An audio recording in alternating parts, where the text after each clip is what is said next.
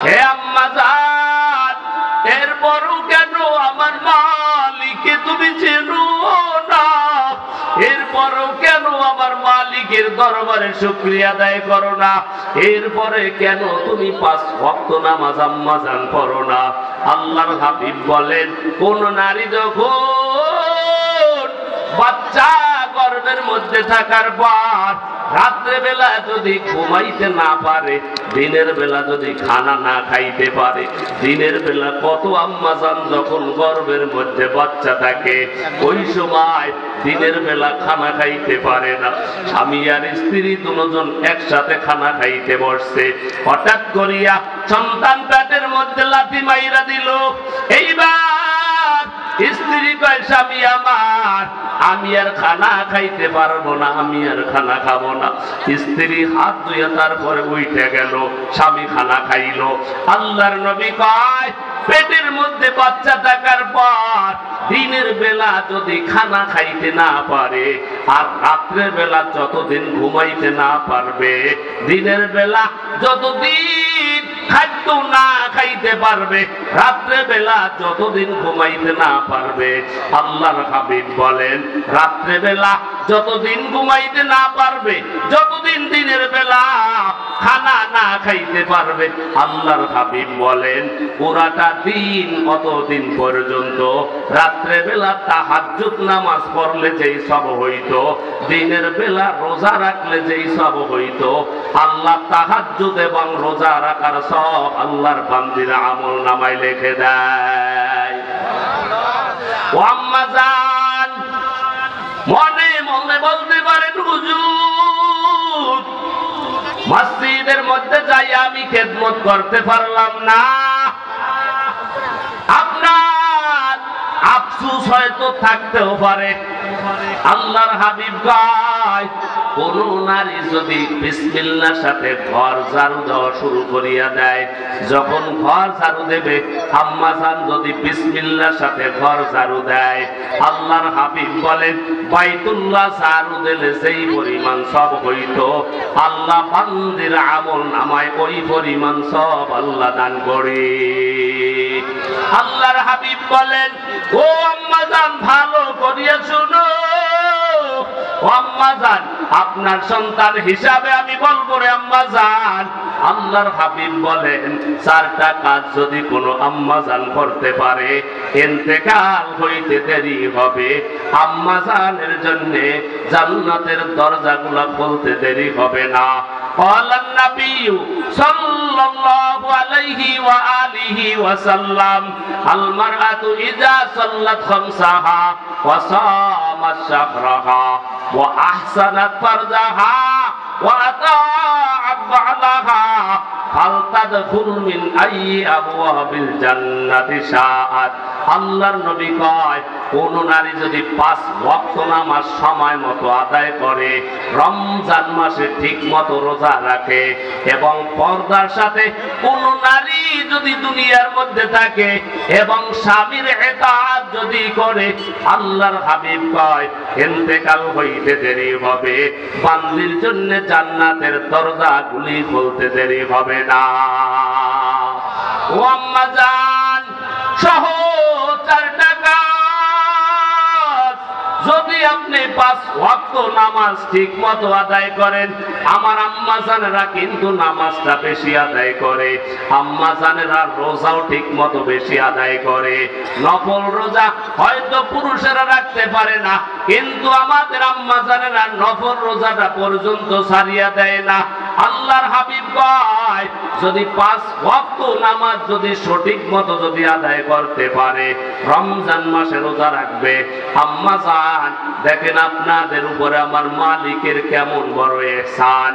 পুরুষ যখন যতক্ষণ পর্যন্ত হুঁশ থাকবে কতক্ষণ পর্যন্ত নামাজ মাফ নাই। আপনারা মাসে যখন অসুস্থ থাকবেন আল্লাহ নামাজ মাফ করিয়া দিছে, রমজান মাসে যখন অসুস্থ থাকবেন রোজা রাখা লাগবে না, পরবর্তী সময় রোজাগুলা কাজা করলেই হয়ে যাবে। অবশ্যই এই সুযোগ কিন্তু কোনো পুরুষের নাই। আম্মা জান আপনাদের সম্মান কত ইসলাম বেশি দিয়েছে। এই চারটা কাজ আম্মা জান আদায় করেন, স্বামীর ইতাআত করেন। স্বামী বড় আপনার কাছে মূল্যবান সম্পদ, স্বামীর কাছে বেয়াদবি করিও না। স্বামীর ইতাআত যদি করতে পারো, আল্লাহর হাবিব বলেন কোন স্বামী স্ত্রীর ইন্তেকালের পরে এই কথা যদি বলে আমার স্ত্রী বড় ভালো ছিল, তার উপরে আমি বড় খুশি, আল্লাহর হাবিব কয় কোন নারীর উপরে কোন পুরুষ যদি এইটা সাক্ষী দেয় আমার স্ত্রী বড় ভালো ছিল, আমার স্ত্রী আমাকে কোনদিন কষ্ট দেয় না, আমার স্ত্রী কোনদিন আমার কথার কোনদিন বিরোধিতা করে নাই, আমি যেইটা আনছি এইটাই মাইনা নিছে। আল্লাহর হাবিব কয় যদি কোন নারী ইন্তেকালের পর পুরুষ যদি এই কথাটা স্বামী বলে আমার স্ত্রী বড় ভালো ছিল, আল্লাহর হাবিব কয় এই নারীকে আমার আল্লাহ বিনা হিসাবে জান্নাত দান করবে। মনটা কি চায় না আম্মা জান? ও মা, পরকাল জীবনে আপনি জান্নাতের মেহমান হইবেন, কারণ পরকাল জীবনে কিন্তু কেউ আপন নয়। ওই পরকাল জীবনে কিন্তু আপনারও যাওয়া লাগবে, আমারও যাওয়া লাগবে। এ বাবা, ও যুবক ভাই, ও পর্দার আলের আম্মা জান, সবার কিন্তু আমার মালিকের দরবারে যাওয়া লাগবে। মনে করিয়েন না মনে হয় আমার মালিক আমারে বেহুদা বানাইলো। না না, তোমারে আমারে কিন্তু আমার মালিক বেহুদা বানায় নাই, কোন না কোন কাজের জন্য বানাইলো রে যুবক। আমার আল্লাহ কেন বানাইলো? আমার আল্লাহ রব্বুল আলামিন বলে তোকে আমি বেহুদা বানাই নাই, এটাও মনে করিও না মনে হয় আমার মালিকের দরবারে আমার ফিরা যাওয়া লাগবে না। আল্লাহ রব্বুল আলামিন বলেন আফা হাসিবতুম আন্নামা খালাকনাকুম আবাসা ওয়া আন্নাকুম ইলাইনা লা তুরজাউন।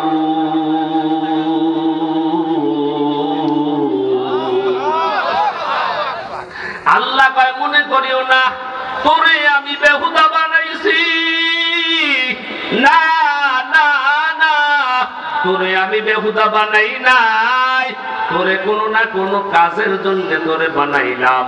আমার আল্লাহর কাছে যদি বলি আল্লাহ তুমি আমার কি জন্য বানাইছো একটু আমাকে বলো, আল্লাহ কোরআনের মধ্যে আবার ঘোষণা করে দেয় ওয়ামা খালাকাতুল জিন্না ওয়াল ইনসা ইল্লা লিয়াবুদুন। মা খালাকাতুল জিন্না ওয়াল ইনসা বিখাসুদ ইবাদত নিসতে মাকসুদ আজ্জাহা। মা খালাকাতুল জিন্না ওয়াল ইনসা বিখাসুদ ইবাদত নিসতে মাকসুদ আজ্জাহা। আল্লাহ আমাকে ইবাদতের জন্য বানাইলো রে যুবক, কিন্তু আল্লাহর ইবাদত আজকে আমি করি না। আল্লাহ ফজরের সময় ডাকলো তখনও আমি মসজিদে গেলাম না, জোহরের সময় ডাকলো যাইলাম না, আসর মাগরিব এশারের সময় ডাকলো ওই সময় যাও না রে যুবক। এরপরে আল্লাহ কয় আমি এরপরও বান্দার উপরে নারাজ না। ভোর রাত্রে আমার আল্লাহ রাব্বুল আলামিন নিজেই বলে আমি প্রথম আসমানে আইসা আমার বান্দাকে আমি ডাক দেই ওয়া ইযা সাআলাকা ইবাদি আন্নী ফাইন্নী করিব উজিবু দাওয়াতাদ দাঈ ইযা দাআন ফালইস্তাজিবু লি ওয়ালইউমিনু বি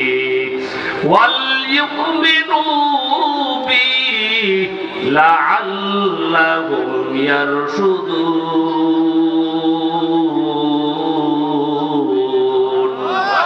কেন নবীর উম্মত আশিকের দল।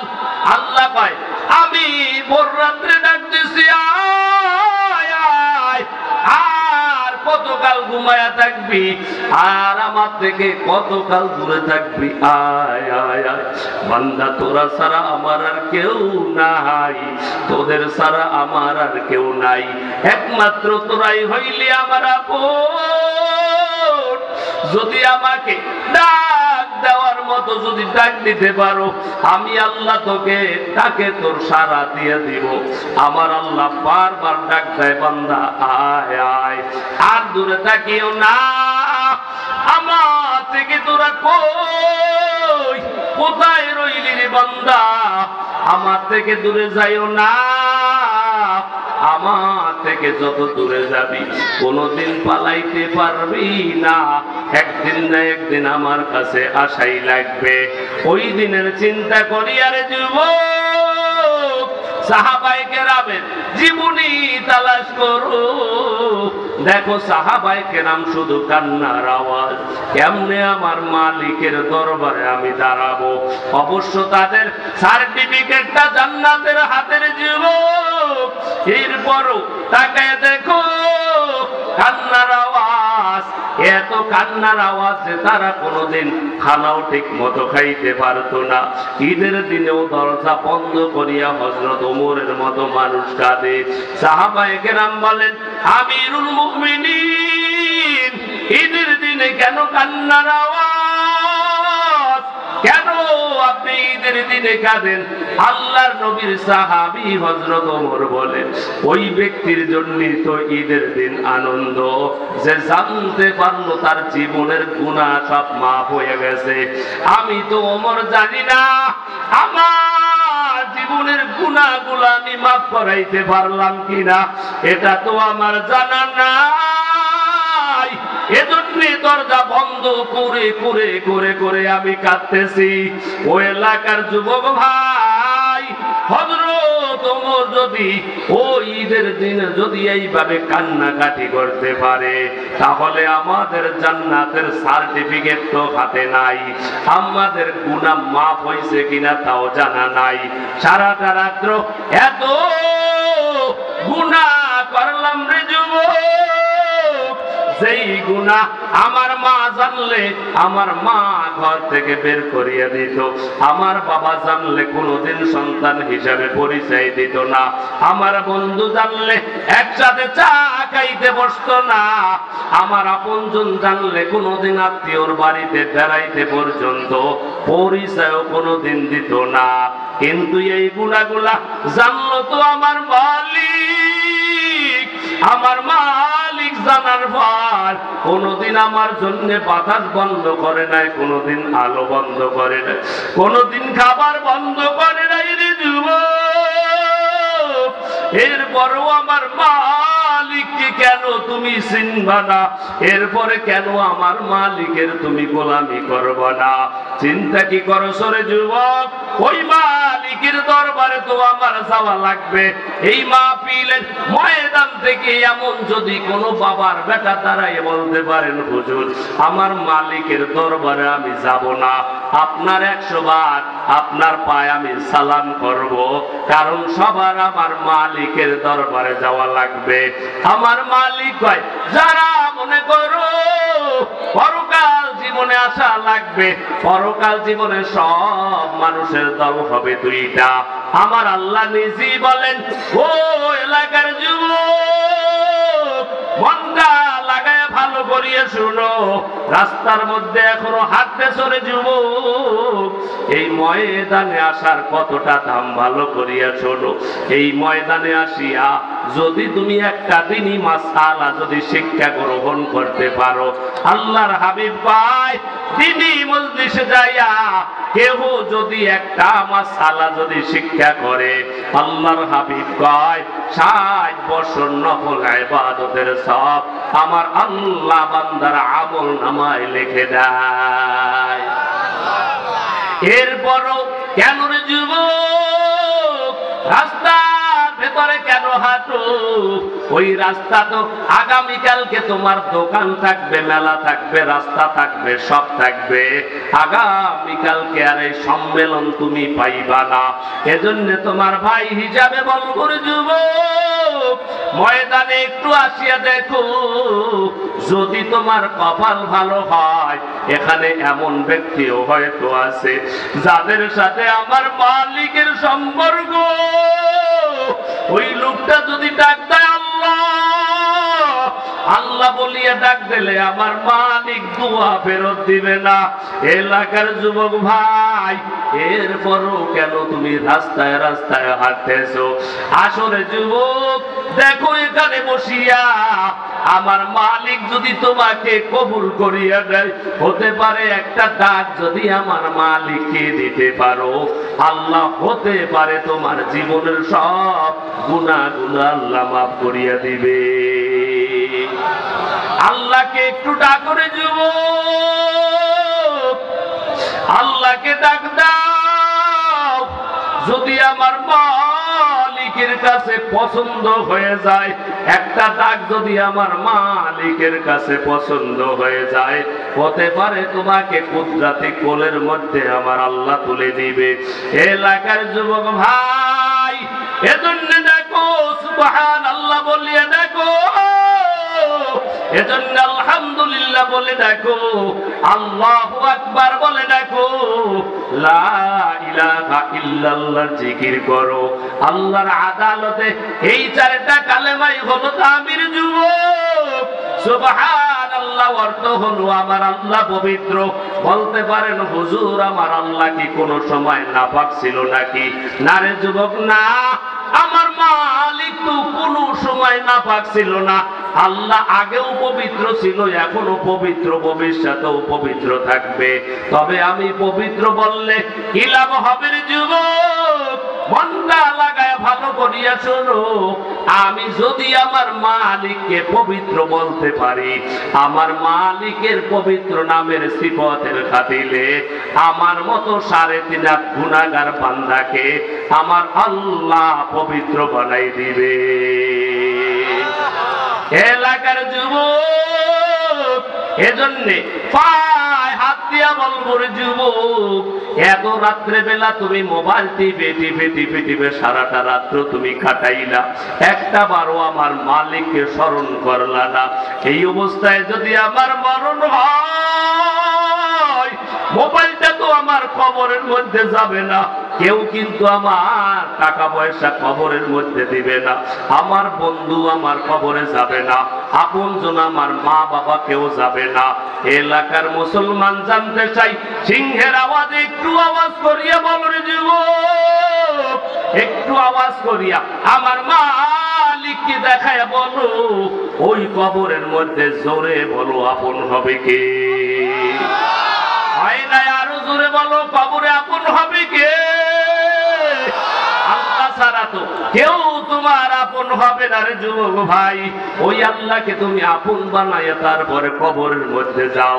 ইদানিং কিন্তু দুইটা জিনিস সব থেকে বেশি দেখতে পাই, সুস্থ মানুষ হঠাৎ করিয়া মারা যাইতেছে, যুবক মানুষের কিন্তু বেশি মৃত্যু হইতেছে। এলাকার যুবক, এরপরও আমার মালিকের কেন তুমি গোলাম হও না? আমার মালিকের তুমি গোলাম হও, আমার মালিককে আপন বানাইয়া তুমি কবরে যাও। এলাকার যুবক ভাই, আমার আল্লাহকে পবিত্র বলো, আমার আল্লাহর থেকে পবিত্র অত আর কেউ নাই। হযরত ইউসুফ পয়গম্বর যখন মিশরের খাদ্যমন্ত্রী হয়েছে, খাদ্যমন্ত্রী হওয়ার পর ইউসুফ পয়গম্বর খাদ্য দিতেছে, লিস্টি দেখে দেখে দেখে দেখে খাবার দেয়, লিস্টি দেয়, খাবার দেয়। হঠাৎ করিয়া মজলিস থেকে একজন যুবক ডাক দেয়া হয়, ও বাদশা মহোদয়, সবাই যদি একবার খাবার পায়, তবে আমি এমন একটা যুবক, আমি যদি সবাই যদি পয়গম্বরের কানে কানে কথা বলতেছে, ইউসুফ পয়গম্বরের চোখ দিয়া দর দর দর দর করিয়া পানি পড়তেছে। এইবার উপস্থিতি সবাই কয়, বাদশা কথা বলল, যেই কথা বলার পরে আপনি কাঁদিয়ে দিলেন, কান্না চলে আসলো। ইউসুফ পয়গম্বর কয়, এইটাই এমন একটা যুবক যেই সময় জুলেখা আমার চরিত্র নিয়ে যখন কথা বলছিল, আমাকে যখন জেনার যখন অপবাদ দিয়েছিল, ওই সময় আমার ডানে বামে কেউ সাক্ষী দেওয়ার মতো ছিল না। ওই সময় এই যুবক দোলনার শিশু ছিল। ওই সময় দোলনায় তাকিয়ে নাকি আমার পবিত্রতার সাক্ষী দিয়েছে। এই জন্য কথাটা শোনার পরে আমার চোখের মধ্যে পানি চলে আসছে। ইউসুফ পয়গম্বর বলেন, ওই যে খাদ্য দিতেছে ডাকতে কয়, এইটাই এমন একটা যুবক, আরে তুমি একবার খাবার দিবা না, দুইবার দিবা না, যতবার খাবার চাইবে ততবার খাবার দিবা, যতবার খাবার চাইবে ততবার খাবার দিবা। এই যুবককে তুমি খালি হাতে ফিরাইয়া দিবা না। ও আম্মা জান, ও এলাকার যুবক, ও বৃদ্ধ বাবাজি, ভালো করিয়া শুনো, ইউসুফ পয়গম্বরের চরিত্রতার সাক্ষী দিয়া যদি একজন যুবক যদি বারবার খাবার পায়, আমরাও যদি আমার মালিককে বলতে পারি আমার মালিক পবিত্র, আমার মালিককে পবিত্রতা বলিয়া আমরা কেন আমার মালিকের থেকে বারবার চাইয়া নিতে পারবো না? এলাকার যুবক ভাই, মনটা লাগায় ভালো করে শুনো, পরকাল জীবনে সব মানুষের দল হবে দুইটা। একদল মানুষ জান্নাতে যাবে আর একদল মানুষ জাহান্নামে যাবে।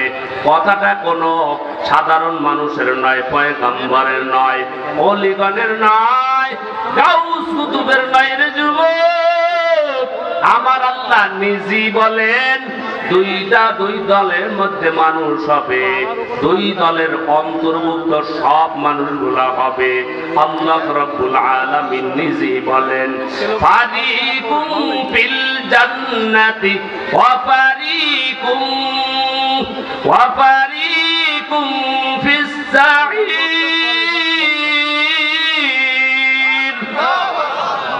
কোরআন শুনলে জোরে বলেন, ভালো লাগে না খারাপ লাগে?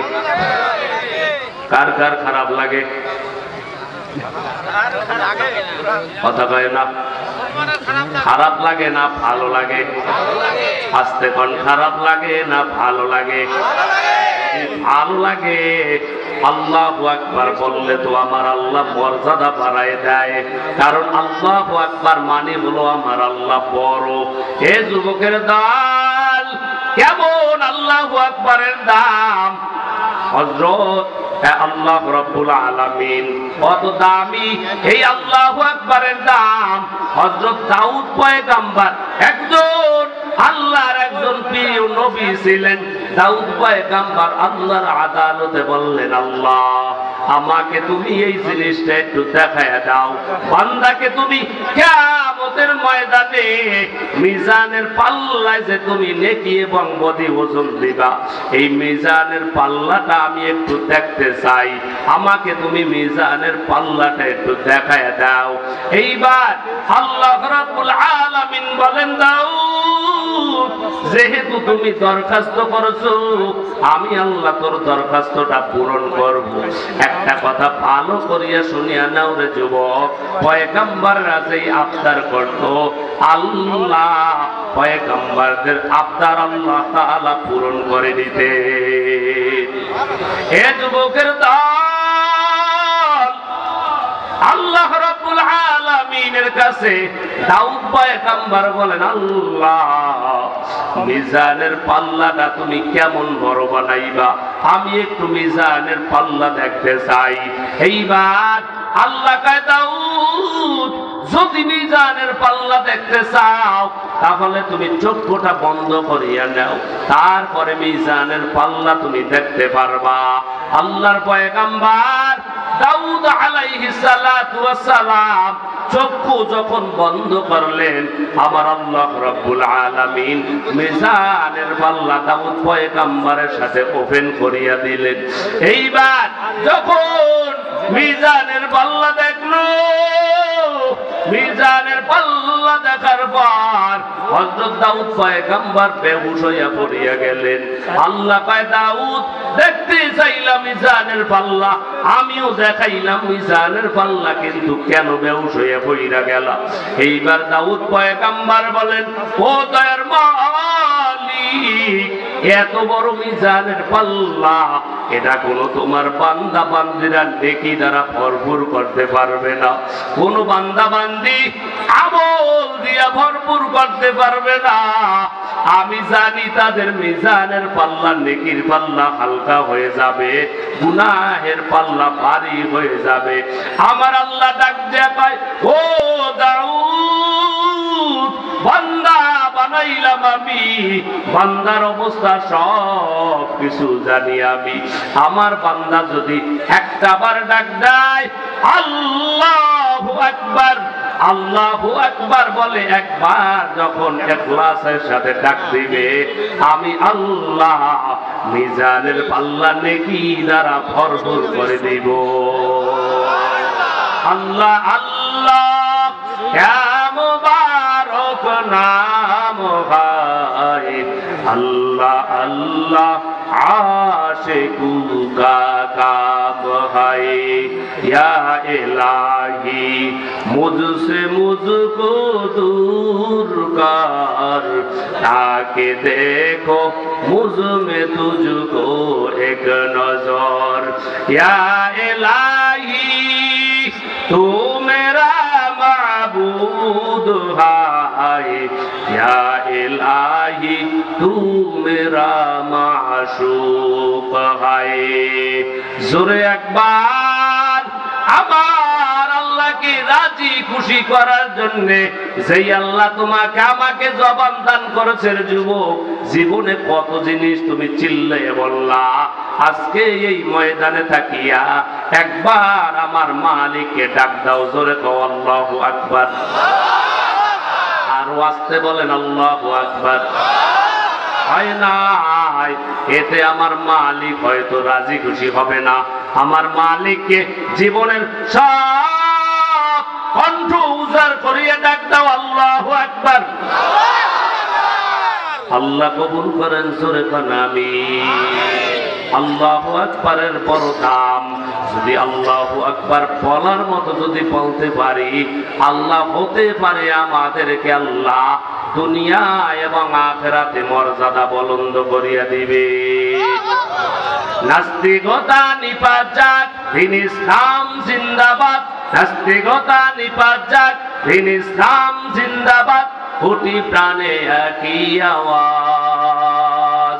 খোদা দুরহি চাই পাবে না, এই বাংলায় ঠাই হবে না, মুসলমানরা জেগেছে আজ। জোর কদমে সামনে চলো, তুলো তুলো আওয়াজ তোলো, সবাই মিলে একই তালে দাও না স্লোগান। নারায়ে তাকবীর, নারায়ে তাকবীর। দ্বীন ইসলাম, দ্বীন ইসলাম জিন্দাবাদ, জিন্দাবাদ। আল কোরআনের আলো, আল হাদিসের আলো, মুসলমানের এই দেশেতে নাস্তিকদের ঠাঁই নাই। নাস্তিকদের পক্ষে যারা, তাদের কোনো রক্ষা নাই। মুসলমানের এই দেশেতে নাস্তিকদের ঠাঁই নাই। নাস্তিকদের পক্ষে যারা, তাদের কোনো রক্ষা নাই। নাস্তিকদের পক্ষে যারা দিয়েছো অবস্থান, এই বাংলায় ঠাঁই হবে না, যাও হিন্দুস্তান। নাস্তিকদের পক্ষে যারা নিয়েছো অবস্থান, এই বাংলায় ঠাঁই হবে না, যাও হিন্দুস্তান। জোর কদমে সামনে চলো, তোলো তোলো আওয়াজ তোলো, সবাই মিলে একই তালে দাও না স্লোগান। নারায়ে তাকবীর। এই দেখি এলাকার মানুষের আওয়াজ এইরকম, নারায়ে তাকবীর। আমি আস্তে বলবো, দেখবো আপনাদের আওয়াজ কত জোরে হয়। নারায়ে তাকবীর, নারায়ে তাকবীর। দ্বীন ইসলাম, দ্বীন ইসলাম জিন্দাবাদ, জিন্দাবাদ। কোরআনেরই জন্য দেশের হয়েছে জন্ম, কোরআনের বিপক্ষে গেলে দেশ হবে ভিন্ন। কোরআনেরই জন্য দেশের হয়েছে জন্ম, কোরআনের বিপক্ষে গেলে দেশ হবে ভিন্ন। কোরআনের বিরুদ্ধে যারা নিয়েছো অবস্থান, এই বাংলায় ঠাঁই হবে না, যাও হিন্দুস্তান। কোরআনের বিরুদ্ধে যারা নিয়েছো অবস্থান, এই বাংলায় ঠাঁই হবে না, যাও হিন্দুস্তান। চলো চলো সামনে চলো, জোর কদমে আওয়াজ তোলো, সবাই মিলে একই তালে দাও না স্লোগান, নারায়ে তাকবীর। এই যুবক, মুরব্বীদের লাগবে না, একজন মুরব্বীরও তাকবীর দেওয়া লাগবে না, খালি তাদের থেকে দোয়া নেবা। যুবক যদি খালি পক্ষে থাকে, এই দেশের মধ্যে কোন নাস্তিক, কোন মুরতাদ ইসলামের বিরুদ্ধে কথা বলার সাহস পাবে না। জোরে বলো নারায়ে তাকবীর। নাস্তিকতা নিপাত যাক, দ্বীন ইসলাম জিন্দাবাদ। নাস্তিকতা নিপাত যাক, দ্বীন ইসলাম জিন্দাবাদ। কোটি প্রাণে একই আওয়াজ, খোদা দ্রোহী ছাই পাবে না, এই বাংলায় সার হবে না, মুসলমানরা জেগেছে আজ। চলো চলো সামনে চলো, জোর কদমে সামনে চলো, সবাই মিলে একই তালে দাও না স্লোগান, নারায়ে তাকবীর। এখনো বাড়াইতে পারলাম না, নারায়ে তাকবীর। যাইতে পারবে, আল্লাহ কয় তাদের জন্য আমার আল্লাহ রাখলো জান্নাত। আল্লাহ রাব্বুল আলামিন বলেন, একদল মানুষ জান্নাতি হবে আর একদল মানুষ জাহান্নামী হবে। তবে এলাকার যুবক, মনটা লাগায়া ভালো করিয়া শুনিয়া নাও, আমার মালিক জান্নাত আর জাহান্নাম এমন অবস্থায় বানাইলেন, জান্নাতি মানুষগুলাও জাহান্নামী মানুষদেরকে দেখবে, আর জাহান্নামী মানুষগুলাও জান্নাতি মানুষদেরকে দেখবে। এইবার যখন জান্নাতি মানুষ ওই জাহান্নামী মানুষদেরকে দেখবে, দেখে চিনতে পারবে, হায় হায় এই লোকটা তো পরকাল দুনিয়ার মধ্যে যখন ছিল অনেক ভালো ছিল, টাকা পয়সার মালিক ছিল, এরপরে আমার মালিকের ইবাদত করতে কোনোদিন দেখি নাই, না করে করে আজকে জাহান্নামের মধ্যে গেল। আর আমি এত গরিব, এরপরও ফজরের সময় আজান শুনিয়া ঘুমাইয়ে থাকতে পারি নাই, জোহরের সময়ও আমার পাগলের মতো আমি মসজিদের মধ্যে দৌড়াইলাম। এইবার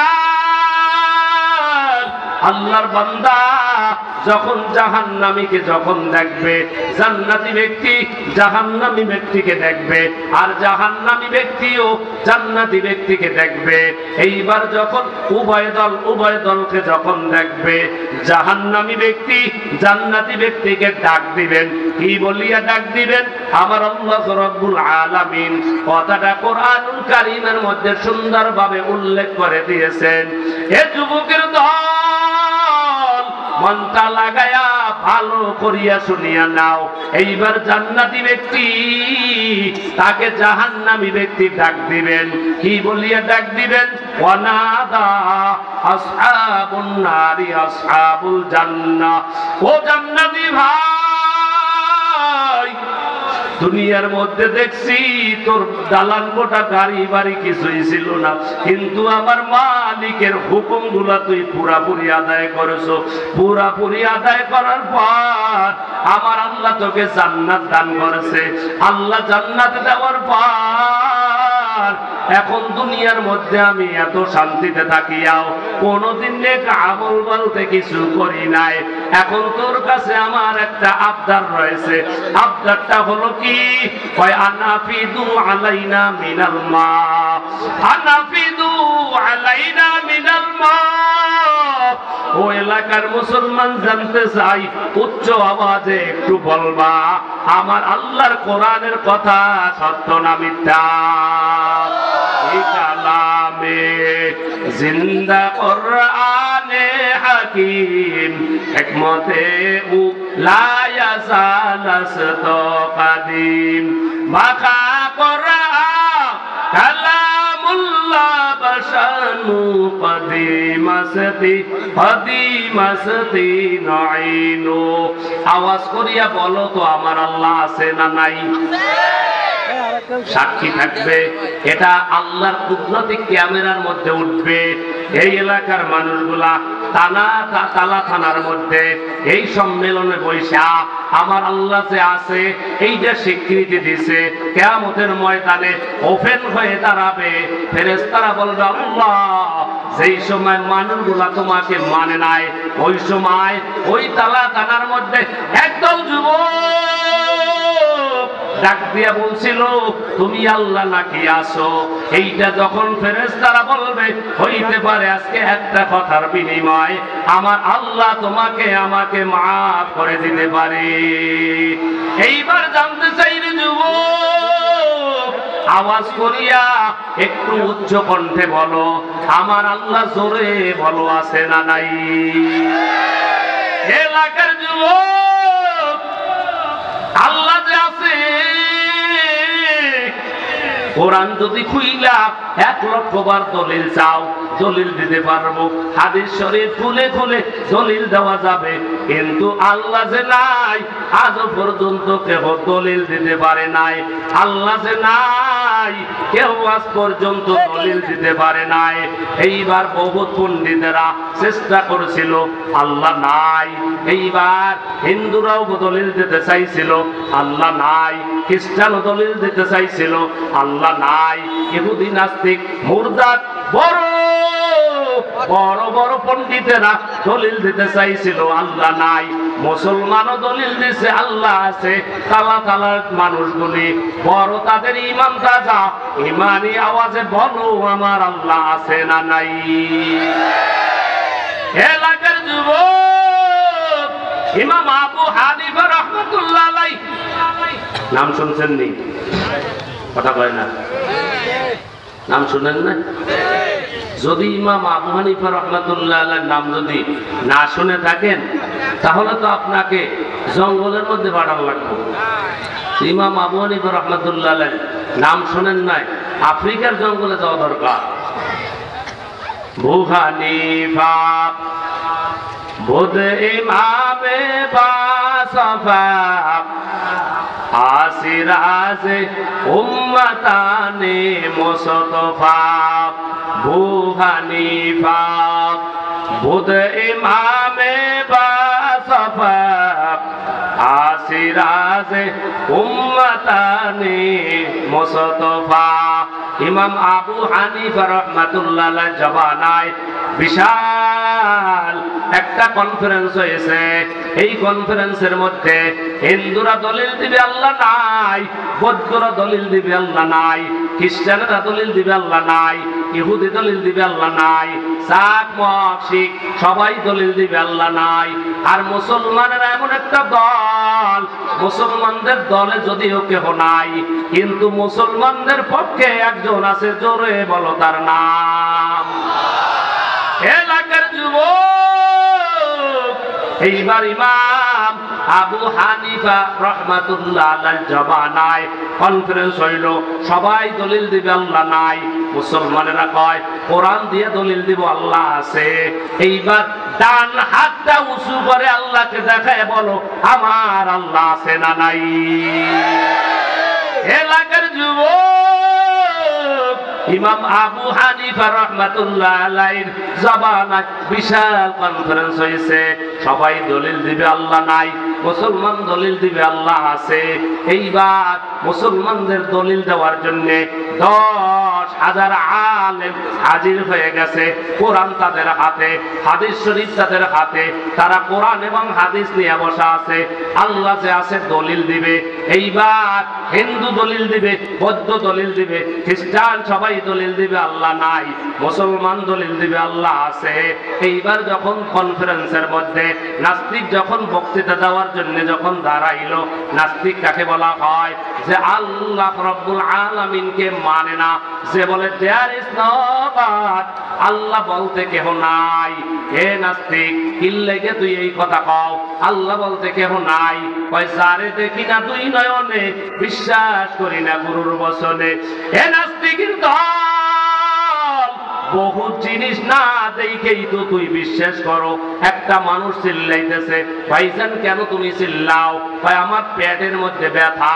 এখন যদি বলি ভাই পেটের ব্যথাটা কেমন, লাল না হলুদ, কালো না সবুজ, দেখাইতে পারবো নি। ভাই না না, এটা দেখান যায় না, এটা বোঝা যায়, অনুমান করা যায় যে পেটের ব্যথা কেমন।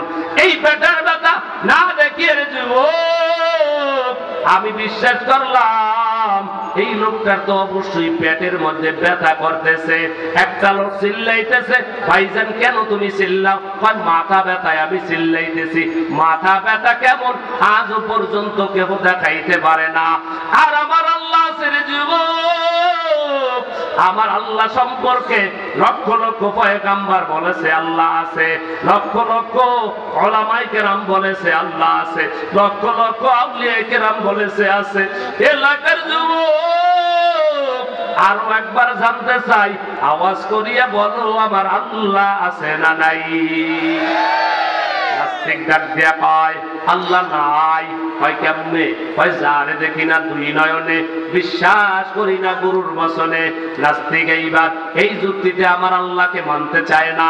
কয় যদি আল্লাহ যদি থাকে, মুসলমানদের কাছে আমার চারটা প্রশ্ন, চারটা প্রশ্নের উত্তর যদি মুসলমান দিতে পারে, আমি আর নাস্তিক থাকবো না, আমি কালেমা পড়িয়া মুসলমান হয়ে যাব। মুসলমানি ভুয়াদ গরদান নেহাদান আয়নানে খর বদসতে খাজাদাদান গর্ব সুরাত আদমি ইনসাবুদে আহমদ বু জাখলো হামে কসাবুদে। খারাপ লাগে মনে হয়? নাস্তিক কয়টা প্রশ্ন করছে? আস্তে কর, মানুষে শুনতে পারে। কয়টা? যাদেরকে জবাব দিয়েছে, যারা বোবা না, যারা কথা বলতে পারেন, সবাই একটু বলেন তো নাস্তিক কয়টা প্রশ্ন করছে? চারটা প্রশ্ন করলো। এক নম্বরে নাস্তিক যখন দাঁড়াইলো, দাঁড়াই ডাকতেছে, ও মুসলমানের দল, মুসলমানদের কাছে আমার চারটে প্রশ্ন। এক নম্বরে হলো মুসলমানের কাছে আল্লাহ আছে, আমিও যদি সাময়িক সময়ের জন্য মেনে নিলাম আল্লাহ আছে। যদি আল্লাহ থাকে, আমার মুসলমানের কাছে প্রশ্ন হলো আল্লাহর আগে কি ছিল? আল্লাহর আগে কোনো কিছু ছিল নাকি? যদি মুসলমান উত্তর দিতে পারে, আমি সাথে সাথে কালেমা পড়িয়া মুসলমান হয়ে যাব। এইবার যখন মুসলমানের কাছে নাস্তিক যখন প্রশ্ন করলো আল্লাহর আগে কি ছিল, 10,000 আলেম সবাই চুপ করিয়া রয়েছে, কেউ উত্তর দিতে পারে না। এইবার যখন উত্তর দিতে পারে না, বিচারক হলো বাদশাহ, প্রশ্নকারী হলো নাস্তিক, উত্তর দিবে মুসলমান, উত্তর দিতে পারে না। বাদশাহ কয়, ও নাস্তিক ভাই, তোমার 2 নম্বরের প্রশ্ন কি? 2 নম্বরের প্রশ্ন করলো, কয় বিশ্ব নবী, মুসলমানের নবী, তিনি নাকি 26শে রজবের রাত্রে তিনি নাকি মেরাজে গেছে। আমার জানতে বড় মনে চায়, তিনি যে মেরাজে গেছে, কোন দরজা দিয়ে মেরাজে গেল, এটা জানার বড় বিষয়, এটা আমি জানতে চাই। এইবার যখন মুসলমান যখন উত্তর দিতে পারে না, এইবার মুসলমানের মনটা বড় খারাপ। এইবার বাচ্চা ডাকতে কয়, ও নাস্তিক ভাই, তোমার 3 নম্বরের প্রশ্ন তুমি করো। কয় আল্লাহ এখন কোন দিকে তাকাই আছে? উত্তর, দক্ষিণ, পশ্চিম না পূর্ব দিকে, উপরে না নিচে, কোন দিকে তাকাই আছে? এটাও জবাব দিতে পারে নাই। কয় 4 নম্বরের প্রশ্ন কি? কয় 4 নম্বরের প্রশ্ন হলো আমার আল্লাহ এখন কি করে? ও তালা থানার মুসলমান, উচ্চ আওয়াজে বলবা এই 4টা প্রশ্নের উত্তর আমাদেরও জোরে বলেন জানা দরকার আছে না নাই? কারা কারা জানবো না? কারা কারা শুনবো না? কারা কারা শুনবো? দুটো হাত উঁচু করে আমার আল্লাহকে দেখাই। নারায়ে তাকবীর। আরে এই আওয়াজে হয় না, নারায়ে তাকবীর। হাতগুলো উঁচু করেন, উঁচু করেন, নারায়ে তাকবীর। নারা দেন, জোরে নারা দেন। ভালো লাগে না খারাপ লাগে? জোরে কোন ভালো লাগে না খারাপ লাগে? আল্লাহ সকলের হাত হায়াতগুলা কবুল করো, জোরে বানা আমিন। হে যুবকের দল, মনটা লাগায় ভালো করিয়া শোনো। ইমাম আবু হানিফা রাহমাতুল্লাহ আলাইহি জমানায় নাস্তিক প্রশ্ন করেছে, আল্লাহর আগে কি ছিল? উত্তর দিতে পারে নাই। চারটা উত্তর যখন দিতে পারে নাই, মুসলমান মনটা খারাপ করিয়া কনফারেন্স থেকে বের হয়ে যাইতেছে। হঠাৎ করে দেখে নোমান বিন সাবিত, ইমাম আবু হানিফা রাহমাতুল্লাহ আলাইহি, মূল নাম হলো নোমান, বাবার নাম হলো সাবিত, নোমান বিন সাবিত। ইমাম আবু হানিফা রাহমাতুল্লাহ আলাইহি বের হয়ে আসতেছে। কই যাইতেছে? কয় মাদ্রাসায়। ডাক দেয়া কয়, মুসলমান ভাই, কেন তোমাদের মনটা বড় খারাপ? কেন তোমাদের মনটা খারাপ হয়ে গেল? কেন তোমাদের মনটা খারাপ? এইবার মুসলমান ডাক দেয়া কয়, আমরা মনটা কেন খারাপ করব না? কারণ হলো নাস্তিক মুসলমানদের কাছে 4টা প্রশ্ন করেছে, একটা উত্তরও মুসলমান দিতে পারে নাই। সব মুসলমানের মনটা বড় খারাপ, মুসলমানের মনটা খারাপ হয়ে গেছে, তারা উত্তর মুসলমানেরা কেউ দিতে পারে নাই। এইবার নোমান বিন সাবিত ইমাম আবু হানিফা রাহমাতুল্লাহ আলাইহি ডাক দিয়া কয়, ও মুসলমান ভাই, শুনতে কি পারি আমি কি প্রশ্ন করলো নাস্তিক? এইবার যখন ইমাম আবু হানিফা রাহমাতুল্লাহ আলাইহি বলে কি প্রশ্ন করলো, এইবার বড় বড় আলেম ডাক দিয়া কয়, নোমান, 10,000 আলেম উপস্থিত ছিল, কেউ উত্তর দিতে পারে নাই। নোমান কয়, মাঝে মাঝে মনে করিও না, জঙ্গলের মধ্যে মনে হয় বড় বড় বাঘ আছে, এই বড় বড় বাঘের মাঝে মাঝে ছোট ছোট বাঘ শক্তিশালী থাকে।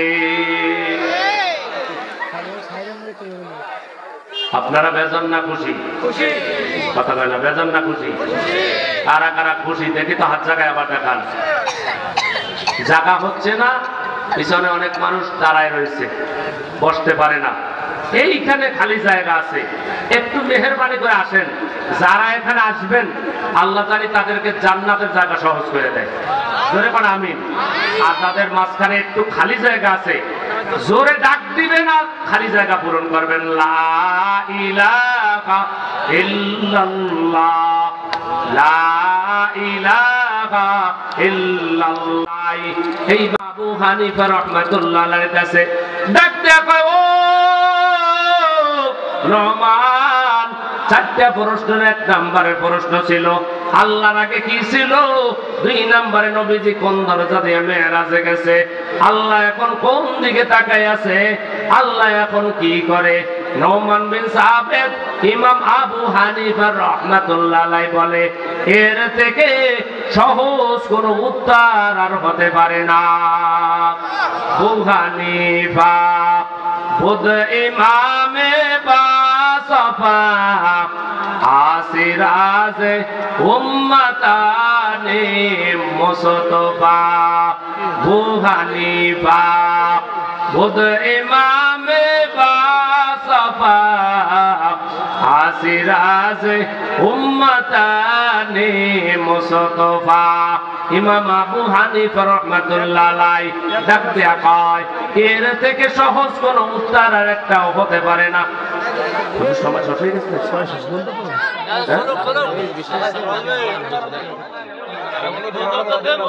চালান।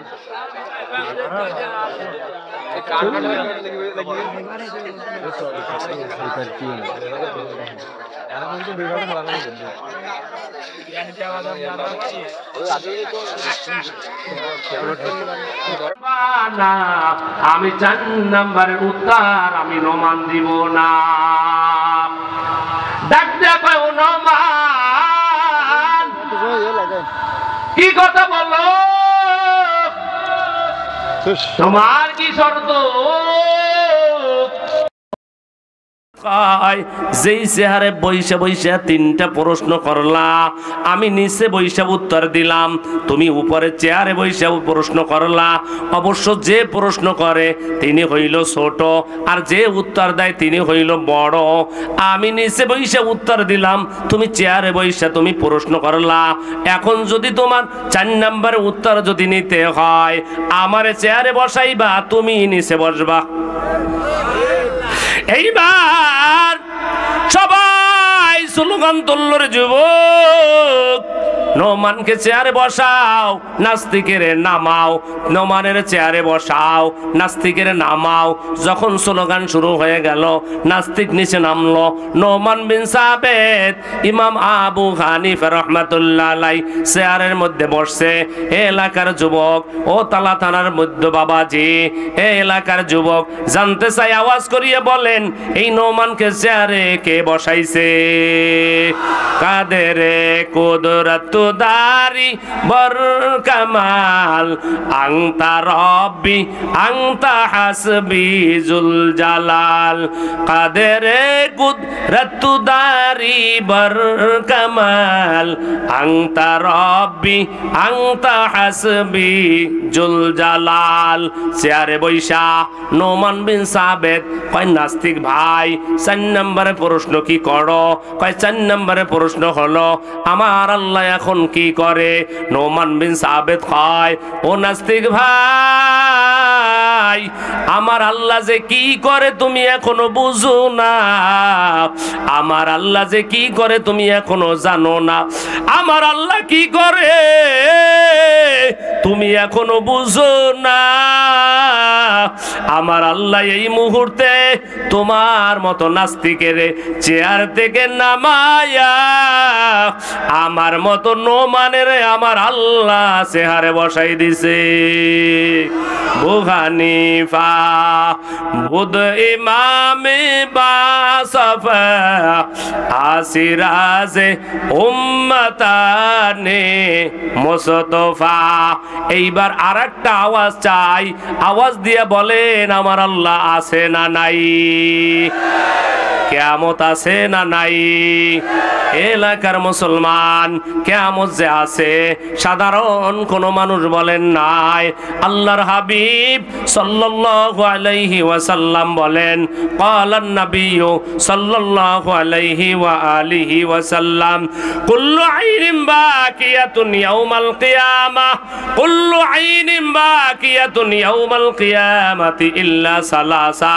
আল্লাহর নবী কয়, কিয়ামতের ময়দানে সব মানুষের চোখের মধ্যে পানি থাকবে, কিন্তু 3 দল মানুষ এমন হবে তাদের কাদা লাগবে না, পেরেশানিও থাকবে না। তারা হাসতে হাসতে আমার আল্লাহর জান্নাতের মেহমান হয়ে যাবে। এ যুবকের দল, এই 4টা আমি প্রশ্নের উত্তর ইনশাআল্লাহ দেওয়ার চেষ্টা করব। আল্লাহর নবী কয়, 3 দল মানুষ এমন হবে তাদের পেরেশানি হবে না, টেনশন থাকবে না, চিন্তাও থাকবে না, হাসতে হাসতে আমার মাওলার জান্নাতের মেহমান হয়ে যাবে। আল্লাহর হাবিব কয়, কুল্লু আইনিন বাকিয়াতুন ইয়াউমাল কিয়ামা ইল্লা সালাসা। এ যুবক, মনটা লাগায় ভালো করিয়া শুনিয়া নাও। আল্লাহর হাবিব বলেন, 1 নম্বরে হলো ওই সমস্ত মানুষ আইনুন বাকাত মিন খাশিয়াতিল্লাহ, আইনুন বাকাত মিন খাশিয়াতিল্লাহ। 1 নম্বরে ওই সমস্ত মানুষ যারা আমার মাওলার ভয়ে কান্নাকাটি করেছে। মাওলার ভয়ে যারা কান্নাকাটি করবে, আল্লাহর আদালতে দাঁড়ানোর ভয়ে যারা কান্নাকাটি করবে, আল্লাহর নবী কয়, দুনিয়ার মধ্যে কান্নাকাটি করবে, পরকাল জীবনে আর কাদা লাগবে না। তারা হাসতে হাসতে আমার মাওলার জান্নাতের মেহমান হয়ে যাবে। হে যুবকের দল, আল্লাহর দরবারে কি নিয়ে দাঁড়াইবা? আল্লাহর দরবারে কোন আমল নিয়ে দাঁড়াইবা? ভালো করিয়া শোনো। হে যুবকের দল, মনটা লাগায়া ভালো করিয়া শুনিয়া নাও। আল্লাহর হাবিব কয় আল্লাহর আদালতে দাঁড়ানোর ভয়ে, আল্লাহর সামনে দাঁড়ানোর ভয়ে যদি কেহ কান্নাকাটি করতে পারে গো, দুনিয়ার মধ্যে কান্নাকাটি করবে, আখিরাতের ময়দানে আর কাদা লাগবে না, হাসতে হাসতে আমার মাওলার জান্নাতের মেহমান হয়ে যাবে। এক নাম্বার হলো আইনুন বাকাত মিন খাশিয়াতিল্লাহ, আল্লাহর ভয়ে যারা কান্নাকাটি করবে। ইমাম আবু হানিফা রাহমাতুল্লাহ আলাইহি এক মাযহাবের ইমাম, আর একজন হলো শাফিঈ রাহমাতুল্লাহ আলাইহি। যখন 9 বছরের বয়স, এইবার 9 বছরের বয়স যখন বাদশা হারুনুর রশিদ সব উলামায়ে কেরামকে যখন একত্রিত করলেন, মেহমানদারি করাইলেন, ডাক দিয়ে কয় ও উলামায়ে কেরাম, আমার একটা প্রশ্নের জবাব আপনারা দেন। আমি যে এই দুনিয়ার মধ্যে যে আছি, আমি জানতে চাই আমি জান্নাতি না জাহান্নামী। সব উলামায়ে কেরাম কয় জান্নাতীও বলা যাবে না, জাহান্নামীও বলা যাবে না। জান্নাতের রাস্তায় যদি কেউ চলে এতটুকু বলা যাবে জান্নাতের রাস্তায় চলতেছে, আর যদি কেউ গুনাহের পথে চলে এতটুকু বলা যাবে জাহান্নামের রাস্তায় চলতেছে। তবে জান্নাতি আর জাহান্নামী এটা বলা যাবে না, কারণ এটা বলার ক্ষমতা জোরে বলেন কার? এইবার উলামায়ে কেরাম যখন উত্তর দিতে পারল না, ওই মজলিসের মধ্যে 9 বছরের একটা বালক ডাক দিয়া কয় বাদশাহ, আপনি যদি অনুমতি দেন আমি দলিল দিয়ে দেব আপনি জান্নাতি না জাহান্নামী। বাদশাহ হারুনুর রশিদ কয় বলো বলো আমি জান্নাতি না জাহান্নামী? কয় এইটা শোনার আগে আপনি আমার একটা প্রশ্নের উত্তর দিবেন। এমন কোনো দিন আপনার হয়েছে নাকি আপনার সামনে গুনাহ করার আপনার ক্ষমতা আসছে, কিন্তু আল্লাহর ভয়, আল্লাহর আদালত দাঁড়ানোর ভয় আপনি গুনাহের কাজ করেন নাই, গুনাহ থেকে আপনি ফিরে আসছেন? এইবার বাদশাহ হারুনুর রশিদ কয় এটা একদিন আর 2 দিন হয় নাই, এটা আমার অনেক দিন এইভাবে হয়েছে। আল্লাহর ভয়ে দাঁড়ানোর ভয়ে আমি গুনাহের কাজ আমি করি নাই। এইবার 9 বছরের বাচ্চা ডাক দেয়া কয় ও বাদশাহ, আমি দলিল দিয়ে গেলাম আপনি জান্নাতি। সব উলামায়ে কেরাম বলেন কেমনে তুমি জান্নাতি বললা? সে তো জাহান্নামীও হইতে পারে, কেমনে তুমি জান্নাতি বললা? এইবার কয় আমি কোরআন দিয়ে দলিল দিব। কোরআন দিয়ে যখন দলিল দেওয়া শুরু করেছে, 9 বছরের বাচ্চা যখন দলিল দিলেন, এইবার 9 বছরের বাচ্চা ডাক দেয়া কয় ওয়া আম্মা মান খাফা মাকামা রাব্বিহি ওয়া নাহান নাফসা আনিল হাওয়া ফা ইন্নাল জান্নাতা হিয়াল মাওয়া। এইবার 9 বছরের বালক ডাক দেয়া কয় যদি আমি কোরআন দিয়া দলিল দিলাম আল্লাহর আদালতে কেউ দাঁড়ানোর ভয়ে যে কেহ গুনাহ থেকে ফিরে আসলো, আল্লাহ রাব্বুল আলামিন তাকে জান্নাত দান করবে। এইবার তালাশ করিয়া দেখে এই বালকটা তো সাধারণ কোনো বালক না, এই বালকটা হলো ইমাম শাফিঈ রাহমাতুল্লাহ আলাইহি। এ নবীর উম্মতের দল, আল্লাহর হাবিব কয় কিয়ামতের ময়দানে সব মানুষের চোখের মধ্যে পানি থাকবে, তবে 3 দল মানুষ তারা কাদা লাগবে না, তাদের হাসতে হাসতে আল্লাহর ফজলে তারা জান্নাতের মেহমান হয়ে যাবে। 1 নাম্বার আইনুন বাকাত মিন খাশিয়াতিল্লাহ, আল্লাহর ভয় যারা দুনিয়ার মধ্যে কান্নাকাটি করবে। এ যুবকের দল, 3 দল মানুষের উদাহরণ দেওয়ার চেষ্টা করব, মনটা লাগায় ভালো করিয়া শোনেন। ও পর্দারালের আম্মা জান, মনটা লাগায় ভালো করিয়া শোনেন। এইবার আল্লাহর হাবিব কয় আইনুন বাকাত মিন খাশিয়াতিল্লাহ, আল্লাহর হাবিব বলেন যারা দুনিয়ার মধ্যে আল্লাহর ভয়ে ধারণের ভয়ে, যারা আল্লাহ রাব্বুল আলামিনের ভয়ে, জাহান্নামের ভয়ে যারা কান্নাকাটি করবে গো, দুনিয়ার দুনিয়ার মধ্যে কান্নাকাটি করবে, আখিরাতের ময়দানের কাদা লাগবে না, হাসতে হাসতে আমার আল্লাহর জান্নাতের মেহমান হয়ে যাবে। 1 নাম্বার। 2 নাম্বার, ও আইনুন গদ্দাত মিন মাহারিমিল্লাহ। ও তালা থানার মুসলমান, ও একটু জিকির করিলা।